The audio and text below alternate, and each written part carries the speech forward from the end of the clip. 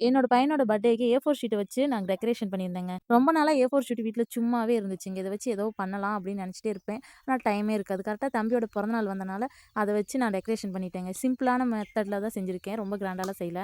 நமக்கு தேவையான அளவு சதுர ஷேப்ல வந்து கட் பண்ணி வச்சுக்கிறோங்க. இது மாரி கலர் கலரா. நான் வந்து 4, 5 கலர் வச்சிருந்தேன். அதனால வந்து 4, 5 கலர்ல இது மாரி கலர் கலரா கட் பண்ணி வச்சுட்டேன். அதேபோல இன்னொரு கலர் எடுத்து 4ஆ மடிச்சு, இது போல ஹார்டின் போட்டு நான் 4 பீஸ் வர மாரி கட் பண்ணி வச்சிருக்கேங்க. இந்த வீடியோ பார்த்தீங்கன்னாவே உங்களுக்கு புரியும். இது போல வந்து கட் பண்ணி வச்சுட்டு, ஹார்டின்ல வந்து இப்போ ஆரஞ்சு, ரெட்டு, ப்ளூ இந்த மாரி கலர் கலரா எடுத்து வச்சிருக்கேன்.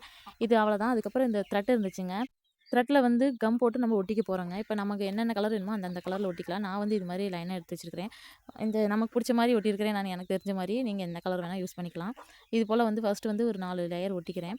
இது வந்து மேல இருக்கிறதுக்கு மட்டும் தாங்க. கீழேலாம் வந்து ஹார்டின் போட்ட மாரி தான் ஒட்ட போறோம்.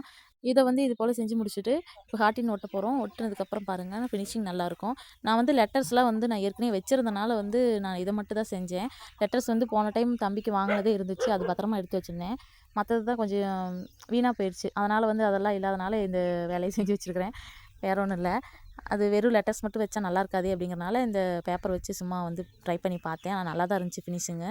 இது வந்து செவுத்துல மாட்டி விட்டு பாருங்க. ஒண்ணு மட்டும் செஞ்சு உங்கள்கிட்ட ஃபர்ஸ்ட்டு காட்டுறேன். அப்புறம் ஃபினிஷிங்ல வந்து எல்லாமே செஞ்சு காட்டுறேன்.